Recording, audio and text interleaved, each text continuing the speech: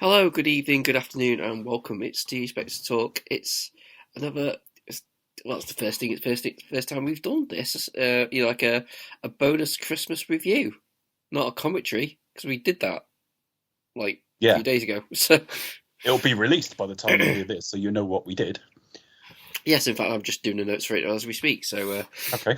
Yeah, just sorry to sort of tease our listeners with. But yes, no, no, this is our first sort of random review of a Christmas review, and it is really rather the spur of the moment thing because it's a very new film that's been out in cinemas and released on Prime. So as it's out Prime, we just thought it's Christmas themed. Why not review it? Let's give it a go.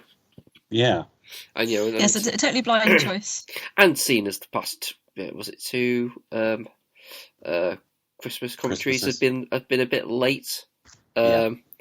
We thought, oh, we'll make it up. We'll give the commentary on time this year and give you a little bonus review as well of something else. So Don't say we don't love you. yes, exactly. So we're making up. So who wants to say the film we're reviewing? Should I do it or? Yeah, you can do it, Chris, because it was your idea. Oh yeah, okay. Well, it is Red One, which is not a Star Wars fighter. Red one colon. Yeah. Well, you could infer he was Luke's team leader. Probably. Yes, Yeah. that's what it was, wasn't it? That's what it was. Yeah. Because he was Red 5. Yeah. Red 5. Yep. Yeah. Or Or something he's red Nigel standing by. Mansell's boss. One of the two. Yeah. Yeah, either of the two. Yeah, it could have been one of the squad. Okay. Of the Skywalker squad, definitely. So, for just a tiny bit of background, this film was meant to be. We're going to talk a lot through this episode, I think, sort of tangentially about Amazon and streaming services generally, because Becca brought our attention to an article in the Wall Street Journal in the last couple of days at the time of recording, so 19th, 20th of December, a couple of days before now, where it was talking about the relationship between Eon, custodians of the Bond films, and their relationship with Amazon, who bought out MGM, which just a tiny nod to history to all the stuff we talked about years ago. MGM were involved because it was previously United Artists, and they bought out Harry Saltzman in the 70s. So there are now, this is why Bond films can get problematic. There's a lot of voices in the room. So this is an Amazon production. Just as a bit of background to its release, it did get a cinema release in November, I think. And it was being advertised before films and everything else. And there was also, it was advertised before some sports event recently as well, but I can't remember what sports event that was. But anyway, it was supposed to come out last year. There were delays on it. It had a 200 million budget, which strikes me as ridiculous, but okay. But that Yeah, it's huge budget considering the actual finished product. but it swelled to 250 million. And so as we talk through this film, I won't give it all away in the opening bits, but if any of you are vaguely aware of reading some, not criminal, but unprofessional allegations about Dwayne Johnson. Yeah, his conduct on set. It's his conduct on the set of this film. It comes with a decent sort of pedigree, I suppose, in that it's a Jake Kasdan film. Jake Kasdan directed a number of things. The thing that stands out to me is Walk Hard, the Dewey Cox story, because that's one of that is humour subjective, but I found that really funny. And he did a couple of Jumanji films as well. Chris Morgan, who wrote for a lot of Fast and Furious films. He wrote Wanted, the Angelina Jolie film. And is he the son of Lawrence Kasdan, the famous producer? Yes, he is. Yes, he is. And in turn, his three children appear in this film towards the end. And then you've got cinematographer Dan Mindell, who's worked a lot for J.J. Abrams, amongst others, and Tony Scott. You've got Henry Jackman doing the music. So there's everything here, including a massive budget, to make a very, You've got very lots of talent, lots of budget, amazing cast, but just the whole thing is a bit of a mishmash. Mm. So to start with the film itself, Chris, I'm most Why keen did to you hear pick from this Becca. film? Come on. Yeah. Well, the reason I say that is Becca's reaction, we haven't probed it with her yet, implies we really want to hear what Becca thinks of this. But obviously you chose it, Chris. What did you think? So, so the reviews weren't great. I mean, Yeah. I think I've read one or two which pretty much said it's pretty much on the lines of it's really, really bad. So Yeah. that piqued my interest or morbid curiosity. But when it's honestly, if someone says something, oh my god, this is so bad, it kind of makes me want to see it, because it's like, well, how bad is it? Do you know what I mean? Like, Yeah. Is it so bad it's good, or is it just bad? Yeah. So particularly when they A, give it a cinema release, and B, get all the stars to do this sort of direct talking to camera thing in front of films and in front of sports events. So Amazon either don't know they've got something that's supposedly not very good, or they're at least doubling down and piling money into the marketing of it. Yeah, and it's weird because I mean, I'm a bit more selective with my cinema viewings. So I initially was like, I'm not gonna bother watching this at cinema. But when it came up streaming, it was like, all right. And then it just kind of all came like together. It's like I just thought, well, why don't we do a sneaky commentary or a review or something as it is a new film, and it's not something that we would probably go back to do. Yeah, and believe me, this is not becoming a franchise. Yes. So I hope not. Dear, dear. Red 2. This time it's the Easter Bunny. Well, God, that would onto something there, Dave. That would be that would be so. I mean, but the one thing though, there is scope there for like a sequel or like a shared universe, and that was the thing that was kind of like, well, it's one of the confusing things about it, really, because it's it kind of focuses on, say, Santa Claus. Well, Father Christmas. Yeah. I'll say Nick. You're Saint Nick. But then it kind of like to do that, it kind of establishes like, it's like all these kind of various different myths are real as well. Yeah. And you just kind of think, oh, hang on, like so it's almost kind of like this. It kind of introduces this sort of Men in Black kind of thing, and you're like, hang on, so there's lots of other shit going on, but it's but the main, I would have thought for this film to work, or initially, you would sort of you'd be Santa Claus is real, blah blah blah. You wouldn't sort of set up this whole other network of like, oh, it's the Easter Bunny, or all these other myths like, oh, Bigfoot, and or whatever it is. It's just sort of like, oh, hang on, is it either you're setting up like other films to do, or or this is like a TV show where you go off and do different like episodes focusing on different things or whatever. With the basic of like I forget what the name of the unit's called. That run it. It's like mythological. I do have it in front of me. Mythological Oversight and Restoration Authority, MORA. Yeah. So, there's a lot of like TLAs, like 3-letter acronyms and units and code words and things like that. Like there's quite a lot of that going on in this film. Sorry, Chris. No, that's just it. It just sounds like, that's your premise of the film right there. It's not Santa Claus or anything to do with him and his team. It's that's your premise. It's sort of keeping the two worlds separate. Yeah. Yeah. It's like, so there's even a touch of Harry Potter in that, the Muggle world, the magical world. Yeah.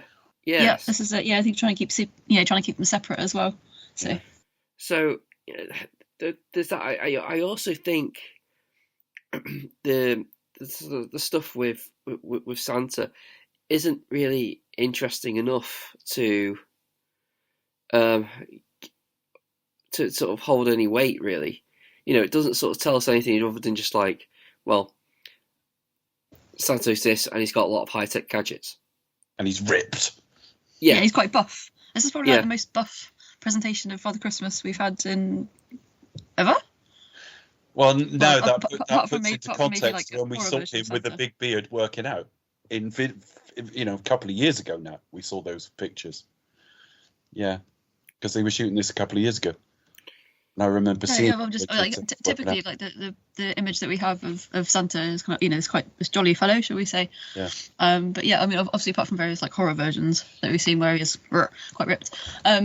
But like, yeah, it must be kind of got a more, buff representation, definitely. Certainly of snowmen, shall I say? We haven't seen any buff snowmen for quite some time. And you could tell when we get to that they had no idea how to write their way out of that, so they came up with a stupid idea. I'm surprised it got the certificate that it did due to the buffness of the snowmen. Yeah. Sorry. Anyway, carry on, Chris. Well, we're just on still first thoughts, really. So I will hold off for now and let you guys inject your 2 cents. You're not going to tell us what you think of it first, all right? Okay. Oh, sorry. Yeah, sorry. I was getting confused there. So I was like, well, it's like we normally do reviews where we say, oh, what's your relation with this film? I've got it. Yeah. What's your relationship with this? Purely sexual. So yeah, I mean, I'll lay into my first thoughts. So I was expecting bad. I was expecting like, okay, how bad is it, or is this going to be surprisingly fun? And it was kind of like worse than that. It was neither. It was just, my attitude towards it was just like meh. Yeah. I didn't think it was, oh my god, this is the worst thing I've ever seen in my life. But nor was I kind of. It wasn't funny bad. And funnily enough, there's a couple of reasons we're not doing a commentary, but one of them is probably the length, because I think we've both came to this point of like, this is a little bonus episode. The film is over 2 hours. Yeah. By the time you top and tail it, you're probably at 2.5 hours. So whilst we do episodes of that length, and we'll do again for a little bonus episode, it didn't seem worth it. But when Chris was saying, do we do a review, or he had a preference. He did have a preference. I think if we did a commentary, obviously, but it had to be funny. We wouldn't have enough to say about it, I don't think. It had to be. It's not funny bad. Bits of it are. There are 1 or 2 things in it, but it's more. I'd be more soured towards it than I'd be funny, because this film is ripping off everything. But sorry, go on, Chris. Well, yeah, that was just it. I just felt kind of numb to it, and the jokes weren't particularly funny. But then it wasn't like it wasn't like I wasn't cringing for anything. It was just like I just felt numb, and I just kind of felt like how this could have been better. And it's an odd thing, because now I've off air I've kind of like sort of recommended this film, so don't probably could have rolling their eyes, but I look at like the film from 3 years ago with Mel Gibson called The Fat Man, or Fat Man, which is basically him as Santa Claus, and that is a lot more low budget kind of version of like, oh, Santa Claus is real, and the premise is that he's not getting enough. It's kind of similar on things of like, there's not the naughty list is getting higher, and Christmas spirit's gone. There's not enough. But and the US government is kind of like it's like helping him fund it, but because it's because the thing is he's getting underfunded, so he has to enlist help with the military to help them build stuff for them and all this kind of thing. And it's kind of like satirical, but in a kind of really low key and funny way. But the stuff with like, when I see the stuff at the end when you got Santa Claus going down like chimney like Ant-Man and all that kind of stuff. Yeah. It just kind of felt like it didn't work. Whereas the Mel Gibson low budget one kind of smartly, probably because it didn't have the budget anyway, but it's almost deliberately you didn't see it. It just kind of was all off camera, and I think that's kind of where it needs to be, because he ruined the mystique. If that makes sense. The fact that he does it over like all in one night. Oh, and how does he carry the toys? Well, they just changed the reality, of yeah. the toy. It ruins the magic. Yeah, and I think even if you see with the magic, it just kind of makes it a bit less unimpressive or not believable, even more unbelievable. Do you know what I mean? It's like So yeah, for those listening, I do recommend giving Fat Man a watch. But but yeah, I just kind of, it just left me numb. This film, despite all the flashiness and the money thrown at it. Yeah. And Becca, I've only had 3 words from her on this film so far, and it was, I finished it, oh my days, she said. Becca, would you like to expand upon that? Oh my days, that was a film. Yeah. I'm kind of, I feel a little bit torn because I am ardently, if you can see these movies in your cinema, do. I'm a bit speechless, really. It's such a shame because, as you said, it's got good pedigree, Dave. Like the production, the cast and crew are excellent. You've got some really good names here. Chris Evans, you've got The Rock, you've got Lucy Liu. Oh my gosh, you've got J.K. Simmons. Really, really good cast. Lots of great supporting actors as well. And the production team really interesting. They also have good pedigree there. But just looking at some, I thought I'd try and have a look at some of the reviews on Rotten Tomatoes. I know it's not the most the kind of best site to go for, but in terms of an aggregate, definitely. Kermode says this is the big American blockbuster of the week and is absolute crap. That's pretty much what I expect Kermode to say. But a lot of the reviews from like top critics go on to say how basically like it tries to be Marvel, it tries to be Ant-Man, as you mentioned, David. It tries to be this, it tries to be that. And it's quite a busy kind of plot, as we kind of said. You've got Santa Claus, you've got Father Christmas, etc. You've also got Krampus, you've also got other sort of mythological creatures popping up, because you've got the elves, you've got the reindeer. So aside from everything, sort of to do with Christmas, we've also got kind of other iterations like around the globe and other sort of mythological, sort of stories and characters as well. It's quite busy, so it not only does it's also suffering under the weight of the script, as you kind of say, writes itself into corners that it can't quite get out of. The dialogue is not great. There's some potential here for greatness. I think the genius aspect for me was probably The Rock, playing that absolute kind of like straight man, I guess.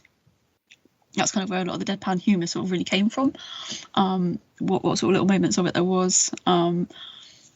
Chris Evans kind of really, obviously he's kind of famous as like Captain America and sort of more heroic roles and stuff like that as well.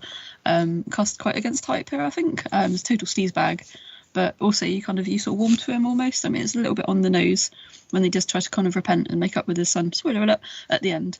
And that's kind of like a heartwarming moment. But yeah, it's just one of those sort of moments are really too few in number, unfortunately, throughout the length of this movie.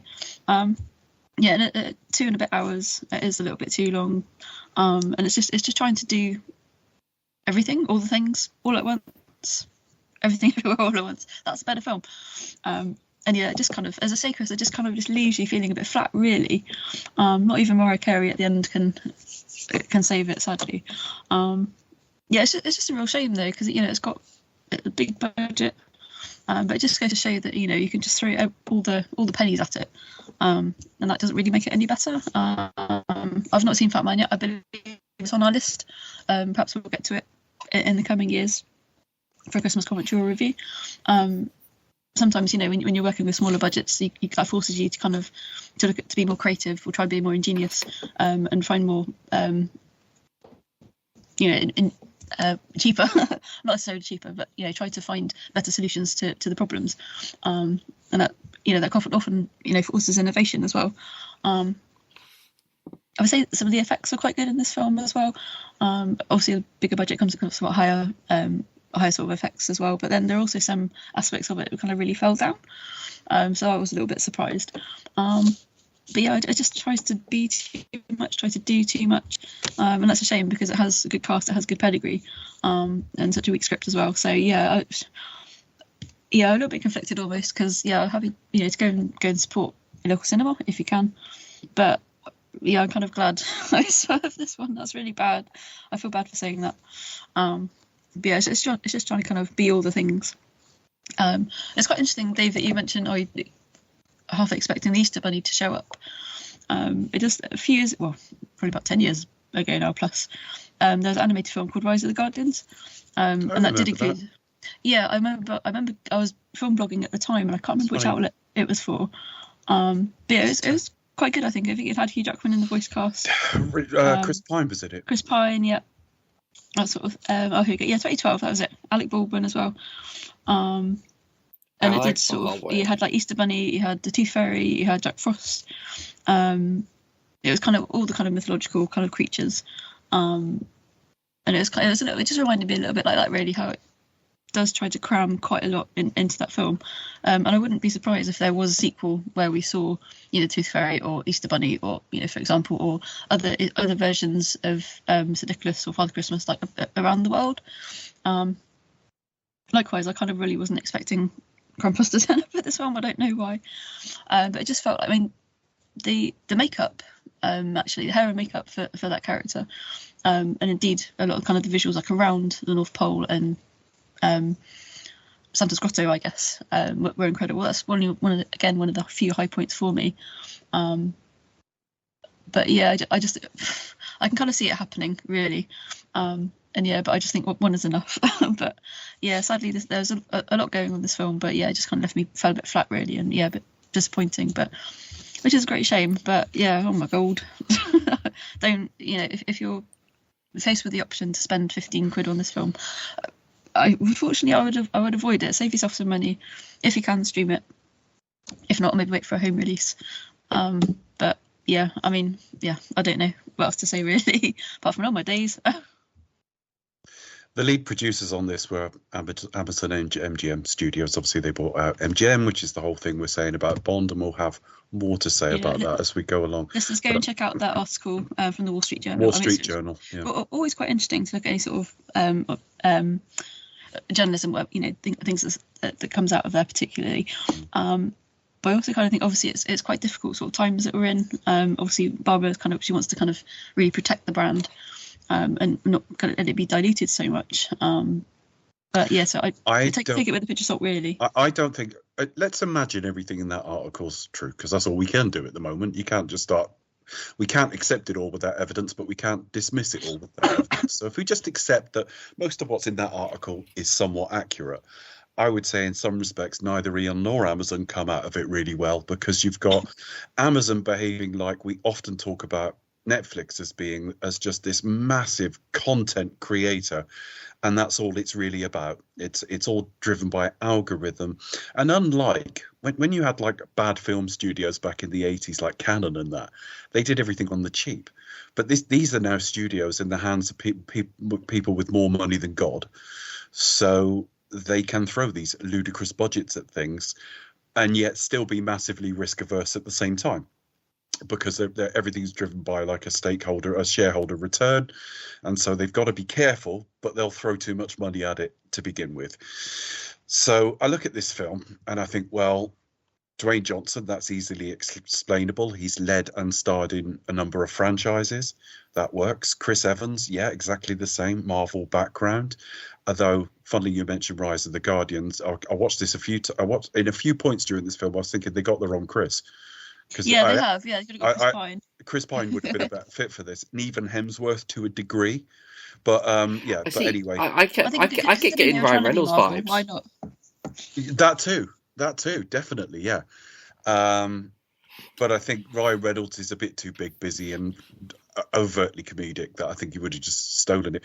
But then you look at the rest. He's too well known, really, as Deadpool now, really, isn't he? I think. And even J.K. Simmons, you look at it and you go, okay, well, he was in Spider-Man. He was in one version, at least, of Justice League. But he's also they've all got kind of superhero backgrounds, haven't they, as well? But he's also an Oscar winner for Whiplash, so there's prestige there. Well, exactly. So again, it's all the things that the algorithm, we go, you're working with multiple audience there. The cineasts who like Whiplash, and the people who like Marvel, and people who like Spider-Man, who might just tune in and have a look. And we can subvert it somewhat because we know that actor is somewhat ripped, so we can make a joke about that. And then they put him in the film and he's asleep for most of it. Yeah, he did. You kind of spend half the film, obviously, because he gets kidnapped, spoiler alert, and you don't see him for a good chunk of it. But I think, to be fair to this film, though, if you want a action-packed Christmas movie, Yeah. this is the one for you, perhaps, definitely. But I was it saying, reminded me of... to be fair, I was going to say, even though we don't spend a lot of the time, obviously, with JK, because he's Santa, unfortunately, he's kidnapped as the story demands. He's asleep. When he comes back at the end, he does that live action pact, where he does sort of deliver all the presents in one night. So I highly recommend that sequence. But apart from it that, reminded me of, and this is the only way I'll liken it to it, but it reminded me of Jurassic Park, where they spent like the first 20 minutes of the film making sure we understood that Jeff Goldblum was by a mile the most interesting character, and then left him out of it almost entirely. Yeah. So that was strange. Didn't get a shirt off, so. But then you get, well, thank God for that, eh? Most of the dinosaurs were topless as well. But then you look at it and you see, and it's in all the trailers, where he takes a toy car and sort of converts it to a full size car, and the angle that is shot at is identical to Ant-Man. There's a subtly different explanation, but it's the same sort of thing. You've got obviously you've got a load of Marvel people and DC people in this film anyway. You've got the trying to keep this sort of magical world a secret. Well, that's a little bit Harry Potter. You've got sort of Father Christmas as like a big, or Santa Claus as a sort of not only a mythical creature, but it's almost like a big business with a support structure around him in security. Well, that's Arthur Christmas. It's exactly Dwayne Johnson's character is sort of Hugh Laurie's character in that film. The slightly sort of not cold, but slightly stern and serious businessman trying to make sure everything is going correctly. And then they've thrown 250 million at it, reportedly. And as I say, it just feels a big like... chunk of that was probably Dwayne Johnson's salary, wasn't it? Yeah, there would be big salaries in this, but, Lucy Liu in it and stuff. I think I did get... Not mixed up with Red Notice, but I did conflate the two, and I thought one or two people beside him were in both, but they're not. I think I said Gal Gadot was in this. She's not at all. It's Lucy Liu. It's Lucy Liu. And Charlie's Angels, so she's got the action pedigree. Yeah, and then she was in Tarantino film and stuff like that. Of course, Kill Bill. Yeah. So I just find the film trying too hard to be all things to all people. Even the Gryla casting, she was in. Kiernan Shipka, yeah. She was in Mad Men. She's a really good actress, but I kind of feel like she was a bit like the weak link. I mean, I don't know. I think she's kind of, to me, it's my own kind of personal. I need to get over that mental hurdle, definitely, because she's had quite a diverse career so far. But yeah, she failed to convince, unfortunately, despite the performance that she gave. So I'm sorry. So I think the final thing I'd like to say is that if he just put me in a cinema, didn't tell me who had made it, didn't flash up the Amazon name, played me this film, I'd go, well, I'd probably think that's an awful lot. That's what clearly looks a very expensive film for not an amazing result, but that would have been it. But because I know the Amazon money's behind it, and I mean, even down to having Red in the title and Dwayne Johnson in it, is it any different from doing films like Red Notice and what was the ones with Chris Hemsworth, where the action ones he did two of them. Extraction. Yeah, Extraction. And they all feel like they're made by a computer. They just feel like I could make a case for almost every plot point, visual, bit of magic in it, everything, and casting, and say, well, this is why logically you would do it.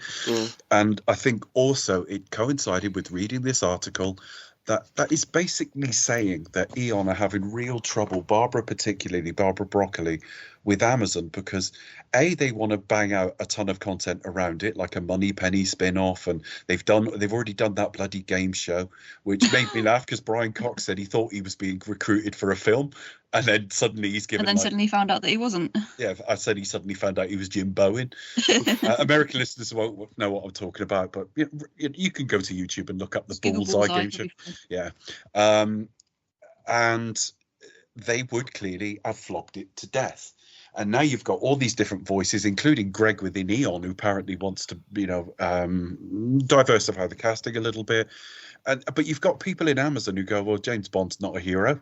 And then they start using words like content around it. And I just think they're almost saying the quiet bit out loud. And so that article has sort of informed how I think about it. But also, in the last week or two, I've subscribed to Apple TV. And all it was is I had a free trial and I wasted like the first 6 weeks of the 12, 13 weeks, whatever it is. And then I thought, I really need to watch some of this. And I started watching Slow Horses. I watched 1 or 2 of the films on there.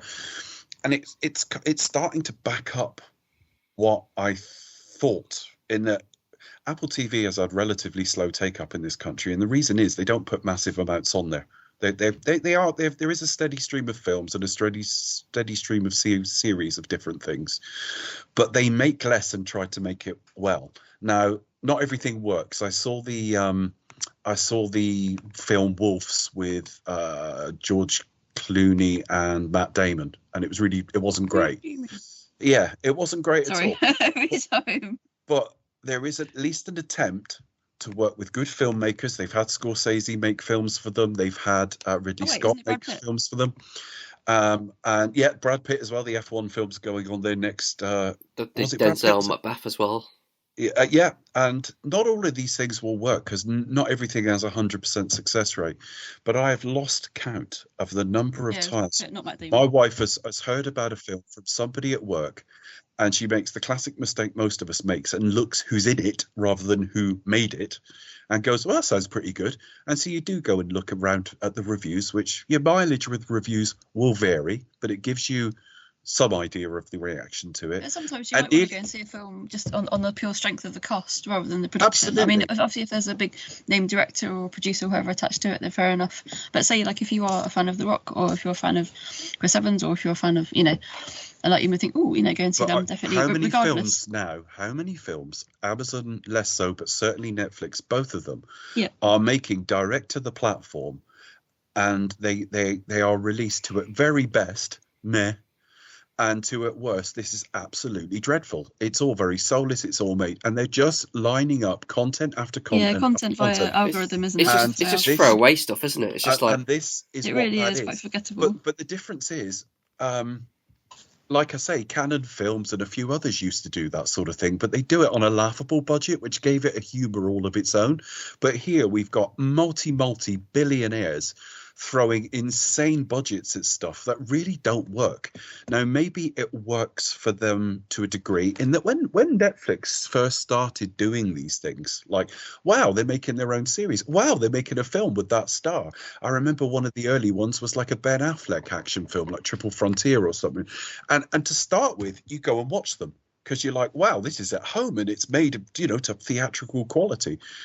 And after a while, you start realizing that almost all Netflix originals, certainly on the film side, the motion picture side, is garbage. And this is what this is. It's studios absolutely monopolizing the market with very soulless product, and it makes you question, for all the faults I have with Eon and all their flaws, is there room even for like an Eon anymore where people actually care about a character or a product? And yeah, that's a very long way to telling you my thoughts on this film. And this I've got more problems with the environment that spawned this film than I do with the film itself. Because as Chris said, you watch through it, hangs together all right. And yeah, you finish it and you go, well, yeah, all right. But the fact that this can have 250 million spunked on it is almost laughable. And you have a short fracture over, and then bam, it's on Prime for... Yeah, they're in cinemas for 3 weeks, but I'm sat looking at Apple TV, which I'm not suddenly going to say is the most amazing thing in the world. I've not had it long enough, but I've dipped into a few things, and they make fairly interesting documentaries. They work with decent filmmakers. I've got a run of films on there to watch that I know will be interesting, whether they're good or bad, and at least made with a bit of heart. And then I see what Netflix shits out, and I'm just like, well, if you actually cut it down a little bit, you might make some better product, and eventually the bubble will have to burst, because I don't know with Netflix, because it's the default one. It's the home streaming service. It was the first and it's the default. So maybe everyone keeps Netflix. I don't know. But if you start realizing after a while, like people started to realize with Disney Plus, that all this exclusive product is A, too much, and B, not very good, eventually the bubble will burst. We already have far too many streaming services.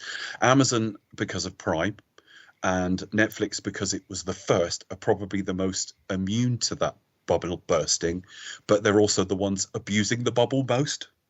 Does that make sense? Yeah. Yeah, fair enough. Yes, just to pick up on the bond thing. Like, I mean, I absolutely agree in terms of everything that what Dave said in regard to issues with Amazon. You know, they will just piss out like everything and just make Yeah, if they can have 17 products with the Bond name on it, They will. and it will just diminish There's the no brand qualms. completely. It would just, of course it will. yeah. But at the same time, it is a frustration thing with obviously Barbara, or I mean, I'm not even sure Michael G. Wilson's even kind of Involved now. But anyway, well, it quotes Barbara. It doesn't quote Barbara. It refers to Barbara. Yeah. As I say, forget whether this. I suspect it is because it's the Wall Street Journal. I suspect there's merit in this, even if there's errors in it. But we're just going to treat it like it's accurate for now, for the sake of conversation. Yeah. You kind of like just sort of see. Yeah, I think you said it's like it doesn't paint them both in great light, because it does see, you know, obviously Barbara's a bit protective, bit over too protective, but which is something I would respect, because it's like it's good that you're protective of your character and your brand, but at the same time it's like, you know, there's a quote in it which said like of Cubby Broccoli, he said, don't have temporary people make permanent decisions. Yeah, that was it. Sorry, I couldn't explain it eloquently. Yeah, no, but he's yeah, but they've been doing that for the last 12 years. And it's like, yeah, well, okay, great, and then it's like, and then Daniel Craig goes like, oh, how about we? Actually, I really want to kill off Bond, and then we are like, oh yes, Daniel, oh yes, we'll do that. Do you know what I mean? I'm just like, and I just can't see like the likes of Cubby going with that, like, you know, with the like Barbara would have like held on to Craig as long as he would have wanted to do it. If Craig wanted to do it into his 60s, she'd have let him. Yeah, and it's just, you know, yeah. Whereas Cubby would have been like, oh, he's not sure he wants to come back. He's still under contract. Well, no, okay. Well, let's have a look at who else we got. Do you know what I mean? You know, they would have started like looking at other, you know, recasting straight away. Do you know what I mean? They wouldn't have, you know, they wouldn't have any particular, you know, ties, you know, as you know, to the actor. Yeah, they wouldn't have like have any sort of, you know, as much as love and respect they would have got on, like, you know, look at Roger Moore. I mean, they're happy to work with him. Yeah, they played back. Yeah, going to lose 112. Well, they played backgammon together. They were good friends, but there wasn't. Yeah, they had that rapport, didn't they? But when Roger started saying, "I'm not sure if I'm going to do the next one," they did extensively screen test. Now, I'd still say they kept him too long, but they at least gave some understanding that he wasn't the be all and end all, and B, they knew it wouldn't last forever. Yeah. So, I mean, about kind of really having. Yeah, I mean, they're ready to move on. They were like, yeah, okay, let's keep the ball rolling. But it also, I just feel like, I mean, yeah, I get the issues with Amazon, I really do. But when you're someone like Bob Broccoli, you know, you kind of use the fact that you got Bond to your advantage. You go, okay, well, look, here are my terms, take it or leave it. Like, I want to do this, and this. What you're not gonna accept it. You know, it's like, you know, it prints money regardless. Do you know what I mean? It's like I feel like there is an element of you know, they're not taking the opportunity, not being like strong enough to sort of stand firm and say, no, this is what we're doing. I'm sure Amazon would like, I mean, yeah, I mean, sure, you throw a few caveats here and there, you know, but I'm sure Amazon aren't going to say no, are they?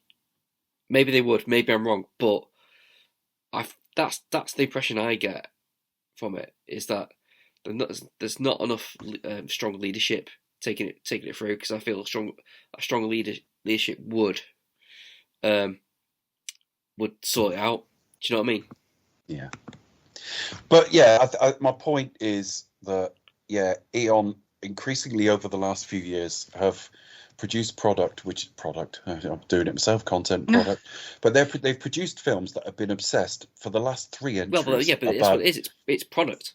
But content about the relevance of the Bond section, and the films spend their whole running time arguing, yes, he's still relevant, and then they killed him off, and I felt sorry for him, which is not how you should ever feel about a Bond film. I loved elements of the Craig run. I really liked him. I stand by that. But their hit rate from GoldenEye onwards is not that high, right? There's bits I've liked in all of them. I've liked most of them to some degree. But how many great films are there in that run? Three out of about 9 films. So it depends how you class them as great. Well, the ones that would get in most people's top 10s. And I would suggest GoldenEye, whether I agree with it or not, Casino Royale, Skyfall, that's it. The rest of them are all like the bottom feeder stuff. I would actually strongly... Well, I would disagree with Skyfall out of those 3. Yes, but I'm saying what would most people... Yeah, but I know what you mean. Yeah. Right? Now, Skyfall was a step in the wrong direction because the next 2 films got even more miserable in navel gazing. What people miss about Casino Royale is it's actually really funny. It's not as serious as you think it is. But my point isn't about whether Eon are any good. It's a little glimpse inside, because they have been far too willing to accept delays. And I think they're almost holding it hostage, and it's just like, this is getting silly now. It's like you are losing generations of Bond fans. Younger people have seen very few of these as they've come out, and they've been at a certain point in their lives, and when the next one comes out, they're at a vastly different point in their lives. They'll be at school, and then the next one comes out and they've left university. So I do have issues with Eon, but my point that's about even if they have the opportunity to go. But I know what you mean. But that is my point, is more that because I would actually say in the Barbara and Michael run, Casino Royale's their only great film, but I would wear an argument for 2 more, certainly. It'd probably be that. And then there are another handful that I think are pretty good. There's about 3 I think are garbage, but it's just it's not really about them. It's about the fact that this article gave you an insight into what we already know about the attitudes of these streaming giants. And this is a very, very typical example. Now, because we're talking about Amazon, it's led us, and we're a Bond podcast originally, we obviously had to talk about those things. But yeah, this is what you get when people with massive amounts of money and no vision try to go create. Oh, Gira, no idea. Absolutely. The second point, before we go into the film scene by scene, oh God, is the discussion around Dwayne Johnson. Now, an article came out a couple of years ago, and it would have named the film at the time, but because by definition, a film that's either standalone or in a franchise you haven't heard of before that's just starting, I didn't remember the name of the film, but it alleged that he was 7 to 8 hours on average late to set. And what happened? I was reading about this on the Wikipedia page. Obviously, it's written by people, so it's not 100% accurate. But what were the controversies at the time? Why was he late? Was it because it was clashing with the wrestling stuff he was getting back into? No. Now, the trouble is, you always go into damage control. So whilst I'm not accusing a Chris Evans or a Jake Kasdan of lying per se, there's always going to be an element of damage control. But Chris Evans, Jake Kasdan said, well, I've worked with him before, never had any problems. And Chris Evans said, well, he was late to set. He has admitted being late to set, but it was always pre-arranged. We're all one team. Kasdan and him they're part of the same team, and he would work out every morning. So his set call time would be later. But some people have said quite different. And the other thing is, and he admits to this quite freely, because he's always very hydrated, if he needs the toilet, he just pisses in a bottle. And this all came out, and it funnily enough, it almost felt like a counterpoint to the Vin Diesel stories from a few years ago, because I even read in some of the same articles he's got the same deal about certain number of punches never visibly seen to be beaten. All things being equal, you can have outside things make you lose a fight, and it just made him look very unprofessional. And I don't know the truth of it. I'm just highlighting it was this film that was said about. But there have been counterpoints to say it's been vastly blown out of proportion. His timekeeping can be less than perfect, but it's normally prearranged. And the pissing in a bottle thing is actually true, but he's trying to like cut down breaks. If that's ever see, you don't know how he does it. I don't imagine he stands in the middle of a blocked set. We don't really want to know about that. And then just whips it out. You see him dip it into the end of a bottle. I'm sure he does go somewhere with semi-privacy, but it is a bit of a gross habit at the same time. Particularly if he just throws it to one of his aides and says, "Sort that out." Takes the piss, doesn't it? That was quite literally. That was this film, yeah. And it's a really curious result. It's I think the only other thing I would say, and it's less of an opening thought and more of a question: who's this for? Because it's over 2 hours. It's too long for very young children. Things like the snowmen, which we'll get to in a minute, and the Krampus are probably too scary for small children. And then you've got the whole plot. Does a young child understand sort of hacking? What certificate was this even? I wouldn't know because I didn't see it theatrically, and I never pay attention. Probably a PG, I can imagine. It could be a 12. BBC have to say about it. It's a 12. 12. Okay. I just looked on the BBC website. It's a 12. Moderate violence language. Then who's it for? Because 15, 16-year-olds are going to be far too serious and stuff for this. No. Well, you can probably make a drinking game out of it. The amount of times that Chris Pine, Chris Evans, goes, "Holy shit!" That's always like his catchphrase. Yeah. Have a drink every time you catch yourself losing interest. There you are. Yes. Oh my god, you battered. Yeah, but I'd forget to go back to the film, wouldn't I? I best have a drink. I've lost interest. 5 pints later, I look at the screen and go, "Oh yeah, this is still on." So yeah, I've got a slight question about that. That happens with great films sometimes. I remember saying that, and I've said it on one of these shows about WALL-E, in that WALL-E, film critics creamed themselves over it. But I always said, well, that's failed its core audience because that's mainly for kids and it's far too slow and serious for children until you get up onto that craft and everything else. Yeah, you have to, once it gets to the spaceship, they kind of be okay. If you are just going by your target audience, right, Kung Fu Panda's better than WALL-E. But if you look at a great piece of filmmaking, of course, the opposite becomes true. And for all the algorithms, I can't tell you who this film's for. That was my final thought. It tries to be too many things for everybody, doesn't it? It's a bit of a kind of mess. It just needs to kind of strip itself back and focus on kind of really what it wants to achieve. I think, yeah, it tries to spread itself too thinly. You know, is it for the young kids? Is it for the teenage market? Is it for adults? It's just trying to appeal to too many people, trying to appeal to too many demos, tick too many boxes, try and be all things to all people. It's almost like they've judged it scene by scene. Because they've seen a scene in Ant-Man and go, we can do something a bit like that. Yeah. And like the hacking scene, you know, you've seen stuff over the years in like Ocean's 11, some of the superhero films, you know, some of the Spider-Man films, and we've seen hacking, but when you throw it in like a very sort of colourful kids film and then throw in bad language in that, it's like, well, it's too long and it's going to confuse some of your target audience. And then, like I say, you put an Oscar-winning actor in and have him be asleep for most of it. Literally on screen. He's had calls to the set where he's been put in his costuming and asked to sit down and close his eyes. And that's what he's done for the day. That's the scene. Yeah. Shall we discuss this film sequentially? Oh, do we have to? This ain't going to take. It's a bonus. This is throwaway. No, it's fine. This is content. This is just content. It's just content. We're just trying to grow our brand. Destroying any old crap. No. So we start 30 years in the past with an 8, 10, 12-year-old.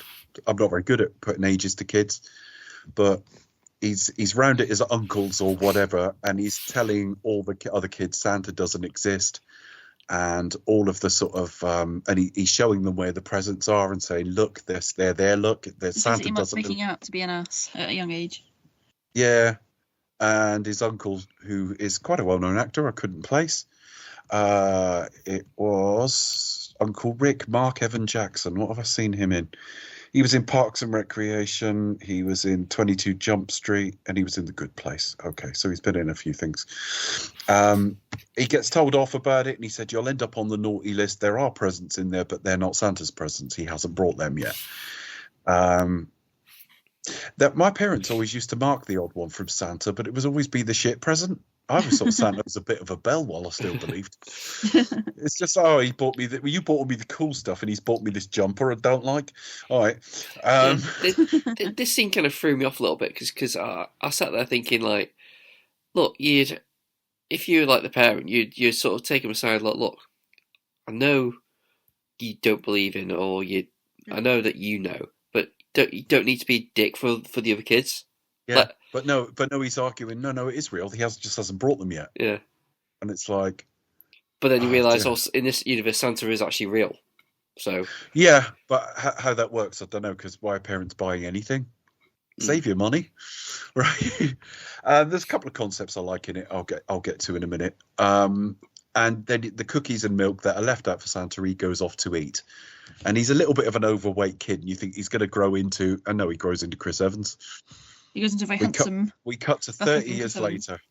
And this is classic, right? So you got like the movie trope of like, yeah, he's we see it a bit later on, but he's a slob. He drinks and eats pizza regularly. He should look like John Belushi. Yeah. Yeah. But yeah. But he doesn't. Do that. Yeah. They said he's handsome for Sevens. What's the opening sequence? He's going to some geology building, geography building, one of the two. It's about he's basically a hacker who does contracts blind for money, in that there's some intermediary. He never knows who he's working for. He's a hacker and bounty hunter. He's just trying to get information, and he sells it to the highest bidder. And the opening sequence is him stealing this data, isn't it? Yeah. So it looks a bit like a university campus or something, but it's got I forget what it's called now, but it's like the American Association of Geological Research, something like that. And he breaks and he literally steals candy from a baby. He literally steals candy, literally. Yeah. He creates a bit of sabotage along the way. He needs and eventually, the spirit he does in his heart, Chris. Candy from a baby. So he steals this information. He even starts a fire to draw everyone away from it, and he gets away. And I think that's it to start with, isn't it? Don't we go straight to the North Pole? Oh no, we go straight to a department store. Yeah. Now this bit I actually like. The actual Santa is actually. I like the idea that if you go into a department store to see Santa, through whatever magic it is actually him. Yeah. Yeah. Although, if you go into House of Fraser and see theirs, then cross the road and go into Debenhams, it ought to be the same guy. If it isn't, there's going to be trouble. Well, red suit and a big white beard. What else? All right, fair enough. I expect to see the star of Whiplash, and this is pretty cool. And you've got like Dwayne Johnson walking around, and he's clearly running security on this, making sure the queue is orderly, because some TikToker tries to jump the queue. Isn't it funny, eh? If I'd said some TikToker 10 years ago, it wouldn't have meant anything when we started this. Yeah. And you can see he's looking around and seeing people being rude, littering, jumping queues, arguing, and his heart's a little bit broken about it, isn't it? Yeah, he's losing the Christmas spirit. Yeah. Yeah. And he does talk to Santa about this a little bit later. They end up flying back to the North Pole, which is all hidden, bit like Wakanda, eh? Right? Yeah.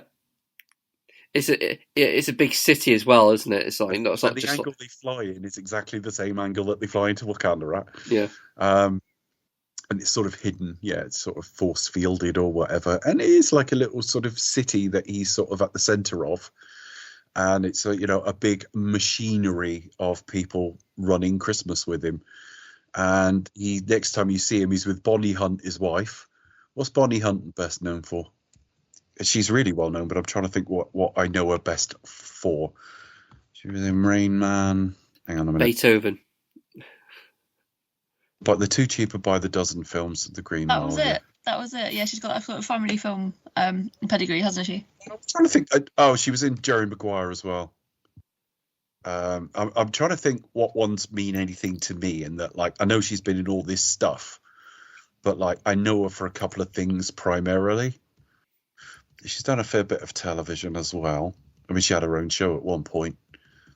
Okay. And he's working out, and he's ripped. And doesn't he say something like every Christmas Eve he burns 4.3 million calories or 430 million calories or something like that?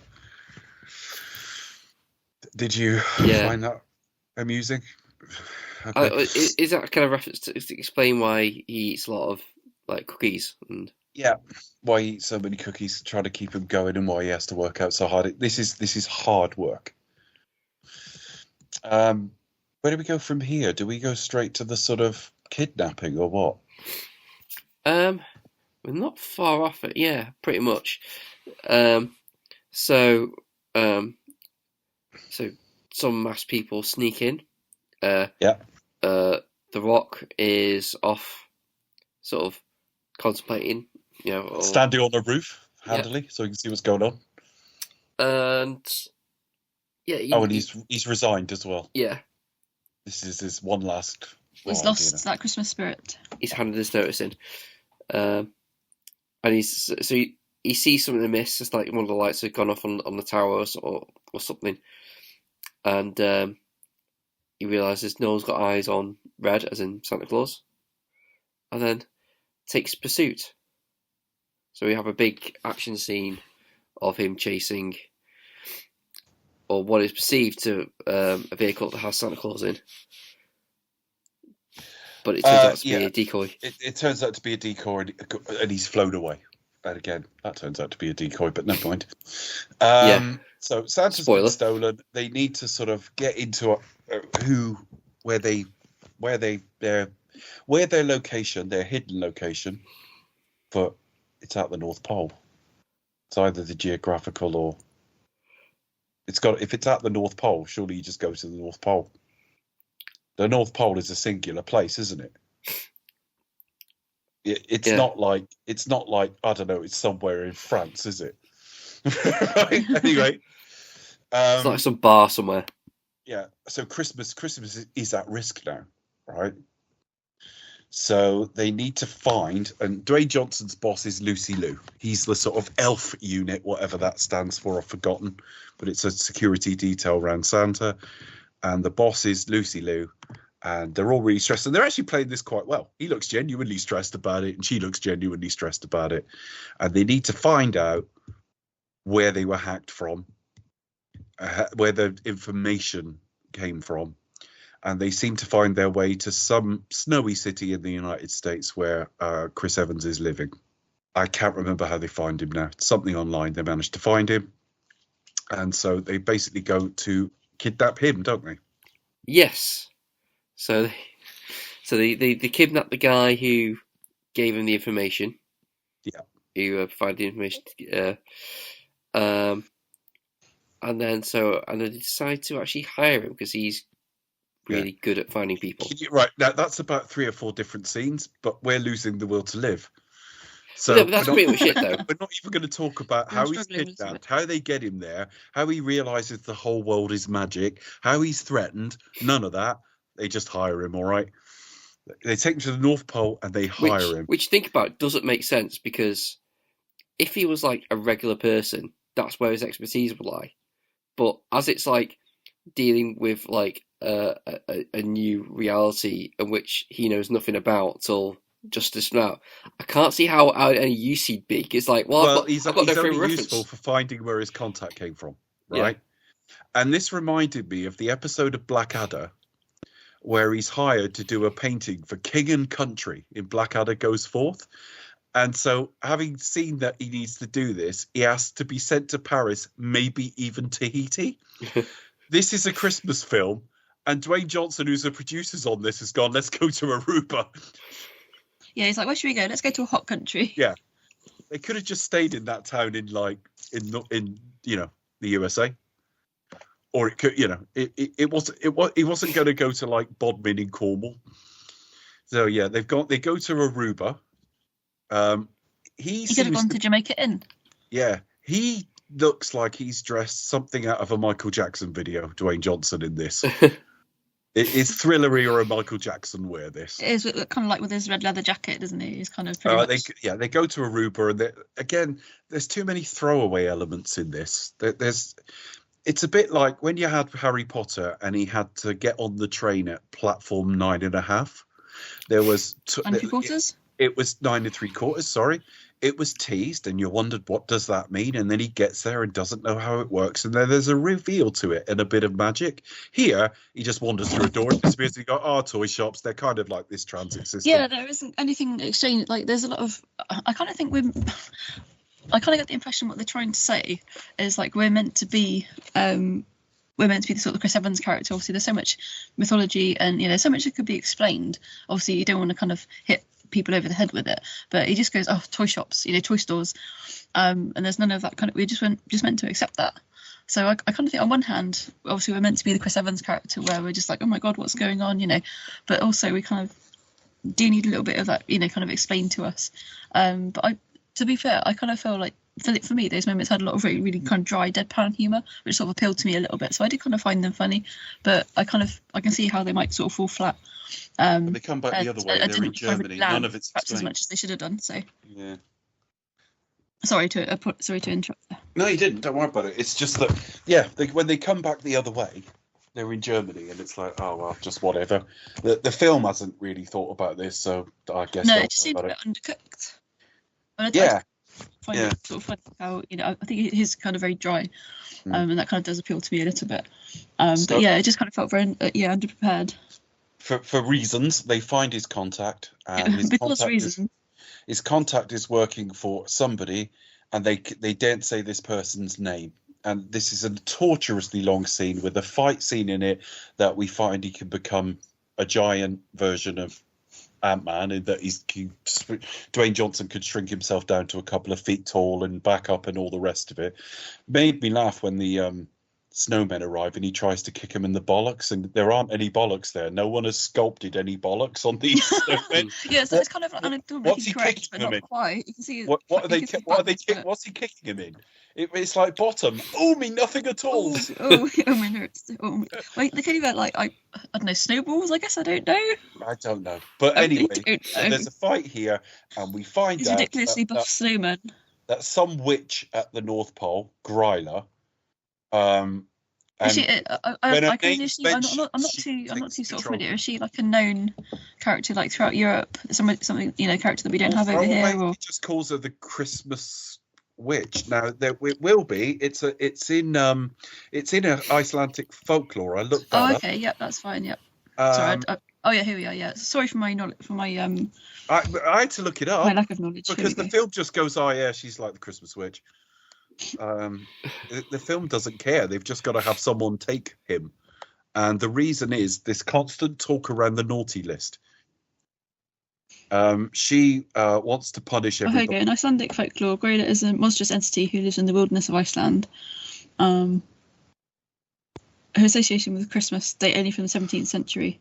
Yeah. She's generally represented as a hideous and greedy troll-like crone who wanders between human settlements and demands charity from those she encounters, often asking for naughty children. So yeah, that's just from Wikipedia there. So it could have been written by people. But yeah, I wasn't aware of this, so I apologise. So I've learned something from this film. So that's quite interesting to know. But the film throws it away, and it turns out Krampus is Father Santa's brother. We know about Krampus definitely. I don't know what their parents look like, but there you go. And he used to work with Santa, but it turned out he got obsessed with the naughty list. Santa would almost ignore it. The good people would get presents, but the naughty list, he didn't want to punish them. The Krampus did, and they split certain ways. And Gryla is determined to use a plot device to trap, we later find out, everyone in these sort of snow globes who are on the naughty list, which is most of the world. Dwayne Johnson explains it's anyone who's ever been late, anyone who's ever done anything wrong, anyone who's ever been rude, broke any law. That's everybody. That's most people, yeah. Most people. Yeah. Yeah, because they've kind of loosened the terms, haven't they? so they like anything that's sort of considered quite mild. Yeah. Would be like. Well, he was on it. He was on. Well, he was. Chris Yeah, Evans that's quite Chris funny. Evans That is it's on like it. anyone who's ever late, and it's You like, know, well, actually, you were quite late to the set. Well, yeah.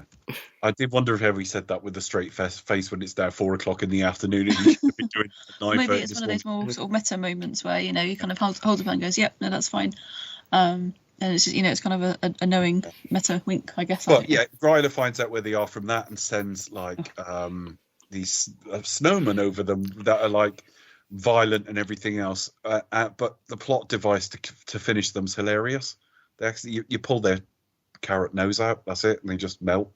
Like, that was it. That was easy. That was a whole lot of fuck all, wasn't it? That was quick. Also, kind of doesn't make sense of when like Chris Evans has got one face against a barbecue and it's actively melting. That doesn't take off his nose. Yeah. No, it's just time for an action sequence. At the same time, we find out Santa. I don't know when we find it out, but he never actually left the North Pole. She's got him in a vault, and she's siphoning. No, I think that was quite twisty though, because you kind of assume that he's been kidnapped and taken elsewhere, but actually no, he's under your noses all along. Well, we've searched Aruba. Should we do Maldives such a hot next? country. I'll tell you. Yeah, I'll go and check out Bora Bora. You go. Yes. You go to the Maldives, then we'll have a month in New Zealand. We'll go to go to an exotic location. I've checked all of the Greek islands. Sorry. Been to Mallorca? No. It turns out he was back where he was. Never Been mind. to Thailand? No. Yeah. It's not the carrot you pull out in Thailand. My point was, it's not the whole country. Okay. Yeah. That's also something I found really weird. Obviously, the non-anatomically correct snowman. What do you want But them also to they can be sculpt? deactivated just by removing What the do you carrot want nose? them Like, to sculpt balls and dicks on them? What do you mean by anatomically correct? How many snowmen have you seen in people's gardens with big dicks? this is it exactly.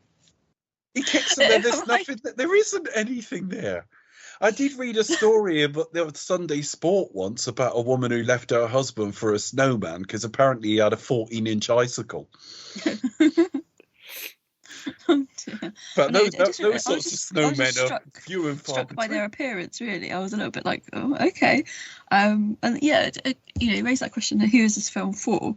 Yeah. And I was a little bit like, Which this is- is gonna sound really ridiculous. This isn't for But there's me an unless they episode, get big icy of The penises. Simpsons where obviously from he has like this really skin tight ski suit, and the punchline is like stupid sexy fan. Yeah. Like it's a little bit like that. No. Yeah, I know. It was really strange, all of that. I don't know It's really so what they're bizarre, going for. so bizarre. But the other thing that made me laugh is, because again, we're sort of losing the plot because the film's losing the plot. But there's this bit where we find out that this thing she's trying to do, where she delivers all these globes that as soon as you interact with it, you're trapped within for being bad. The moment Chris Evans and his son are trapped in it, we haven't mentioned this, he had a very short fling or relationship with a character in this film years before. She's now happily married and they're raising their son, and he's not really in his life. He said we're never really together. But as soon as he's nice to him, the snow globe breaks. So all you got to do is tell the world that, like, just be nice if you put in one of these and you'll be all right. That's it. They break out immediately. And That was again, easy. how do you explain that to a child at all? So what's that? So what next? They find him at. So what's that? Do they go back? Yeah. So they're stuck in the snow globes in the North Pole now. But what's that? They find they never learned, and they found that Greider's team are all like shapeshifters. And Mrs. Claus is, who's Bonnie Hunt's character, has been imprisoned. We're nearly there, aren't we? Well, yes, this is to find out with the big battle. I mean, we've kind of glossed over the Krampus bit, but that was so weird, though, wasn't it? With the big fight. Well, not the big fight. When they slap each other. The Krampus sequence, I think that the thing that stood out to me was like the amazing sort of hair and makeup and the costume of it all, because that must have taken quite several hours in that chair. Yeah. Indeed, if it's all real. I think that's probably one of the high points of the film for me, certainly in terms of sort of costumes, makeup, effects, things like that. But yeah, just that Maybe that's what this makeup happened and to effects of J.K. that sequence Simmons. on its own was amazing. Perhaps he went into makeup in the morning, just fell asleep while they do his makeup, and woke up to find he'd made a $250 million movie. Probably. So yeah, there's a big sort of fight with Gryla and her people, and then what? They're going to take Santa around the world because she's going to take Santa because they need his power to do all this in one night. And they have a fight, and they're stopped, including by the Krampus, who wants to rediscover his brother or whatever. Which he doesn't really do anything. He shows up, has a bit of a fight, and then there's like kind of get knocked aside. So he's just there for morale. The Krampus, right? He's morale officer. Yeah. Right. And so Santa recovers. They delete. They seal her. He's there to stall. Yeah. And then we do the Christmas Eve night run, basically, and they invite Jackie's called, Chris Evans' character, and his son to accompany him. And they watch Santa do his amazing work of, delivering all these. Spoils the magic of it. Well, I wasn't convinced it was real magic anyway. But yeah, and Callum, he's called, as I say, we've just called him Dwayne Johnson all the way through. Cal, watches the two men, or father and son, talk to each other, and he sees them as the two children, the sort of innocents. Yeah, so he regains that, doesn't he? And so he rescinds his resignation. The end, isn't it? The end. Mariah Carey out. Yeah. Now, did you notice how mixed up the second half of that film was compared to the first? We set it up lovely, and then went, I don't know, a few scenes later, this happened. It is quite mixed up, though. It is generally a mixed up movie. It's not great. It's not terrible, though. It's not a painful experience. Chris is right with meh. It just is. You get more annoyed, as I think I've hinted, really, and this is my final thought. You'll be more annoyed about this film with the background of how these streamers are making films than you will be about this film itself, because it's a lot of it these days. It tends to be like filmed by filmed by algorithm or filmed by committee, isn't it? Pretty much. I don't know how they work, but you point to all these things in there, and you go, well, you would understand how probabilities work in suggesting this person because they're quite successful in that type of role, or this type of shots in these films work, or plots that have people like that in it. And if you want different audiences, what they call a 4-sector audience, all the different ages, you need a bit of variation. So you put this guy in, and he's won an Oscar. I think it's their money. I know it's kind of our money as well, because it's advertising and it's Prime and us paying for it and everything else and buying stuff from Amazon. I get that, but it's their money. They can do with it as they wish. But this is rather straight to TV movie kind of fare with an obscene budget. How this got this cast, this money, this sort of release, how this came to be this, I don't know, because this is a very, very unremarkable film, and you've seen bits of it in Marvel, you've seen bits of it in different bits of Marvel, actually. You've seen bits of it in DC. You've seen bits of it in Harry Potter. You've seen bits of it in Ant-Man. You've seen bits of it in, what was the other one I was going to say? Yeah, I think I've probably said them as we go through. There's so many. Arthur Christmas, that was the other one. Arthur Christmas, that was it, yeah. Definitely. You've seen this film before, but you just haven't seen it in this form. Even Dwayne Johnson, he's played this role before. He just has. And that's it from me. Yeah, I mean, you're right. I mean, the problem with the streaming services, they're not concerned about if somebody's a hit or not. Do you know what I mean? So it really doesn't matter if if people but they don't actually even like their numbers half the time. So they're not. They don't even have to suffer the indignity of it opening and bombing. Yeah. Not really, because it didn't make its budget back at the cinema, but it never really had to. It cost it took about $175 million at the box office. Well, that's fine if you think it's going to do something for you on streaming or draw eyes to your service. And they're big on that around Christmas. They even show a bit of Premier League football around Christmas just to get people thinking about getting the Prime service that month because you can make a bit of money from it. I just feel sorry for the people who actually paid, what is it, probably over £10 a ticket Probably. to see this at the cinemas. Then next week to go, oh shit, it's on Amazon Prime. Yeah, and you don't That's always the know. way, isn't it? You don't always know that's going to happen.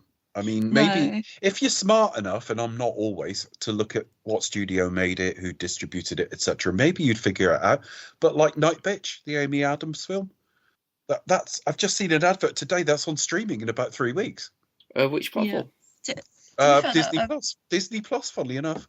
Oh, yeah, I think that also, obviously, with the advent of streaming, it kind of like the ratio to sort of cinema to streaming, or it can go either way now, especially with, you know, being post-pandemic and that as well.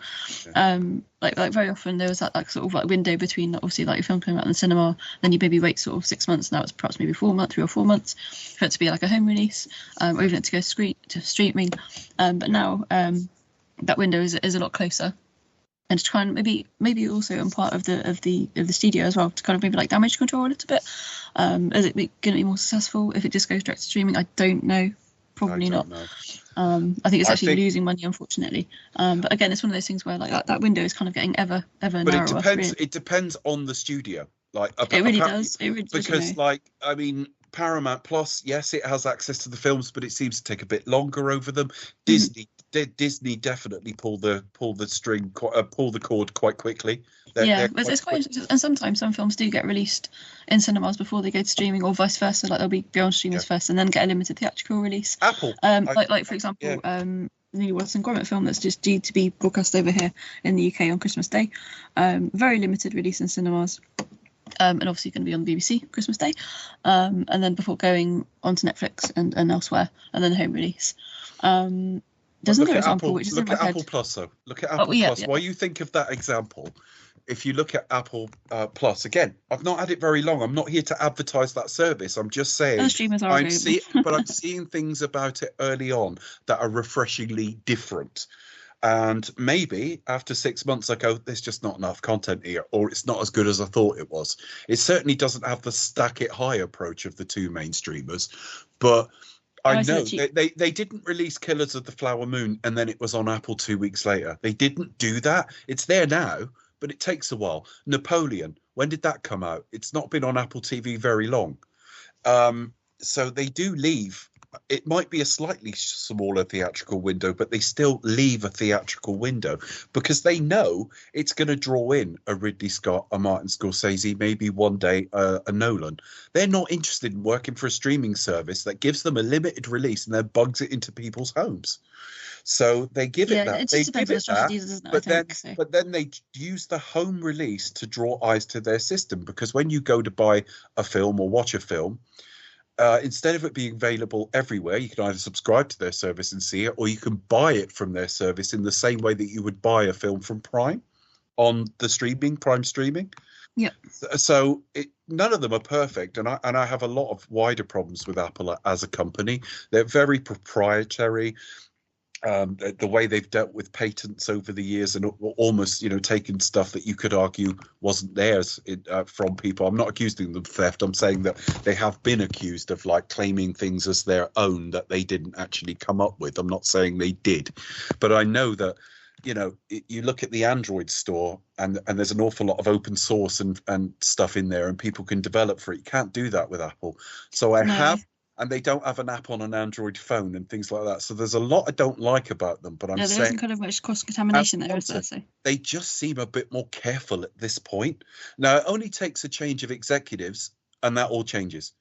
Because when Netflix first started and they had House of Cards and a couple of other things, they dipped their toe in quite slowly to start with. And their stuff was fairly prestige. Well, it isn't now. And this is an example of that. This isn't Netflix, Amazon, of course, but it's the same thing. It's just a much more mass market appeal. They're going for the many off topic slightly. Yeah. Music was done by Henry Jackman, according to Wikipedia. Yeah. His grandfather was Bill Jackman, who played clarinet on When I'm 64 on the Beatles' Sgt. Pepper album. So speaking of Apple and this film, there is Apple Records. Yes, there is a very. That was the Beatles. Anyone listening who doesn't know what she's talking about, that was the Beatles label. Fun fact. So that's my one. All right. Anyway, I've that's everything from me because we keep cross talking you. But like, anything else to add on this film, folks? Not too much. It is very meh, and you forget pretty much the moment you forget. You forget. Yeah, I even forgot about this film mid sentence. Yes. Yeah. Well, I hope we've made you all feel more Christmassy. Actually, yeah, that's another fair criticism as well. This did not feel very Christmassy at all, despite the fact it really doesn't.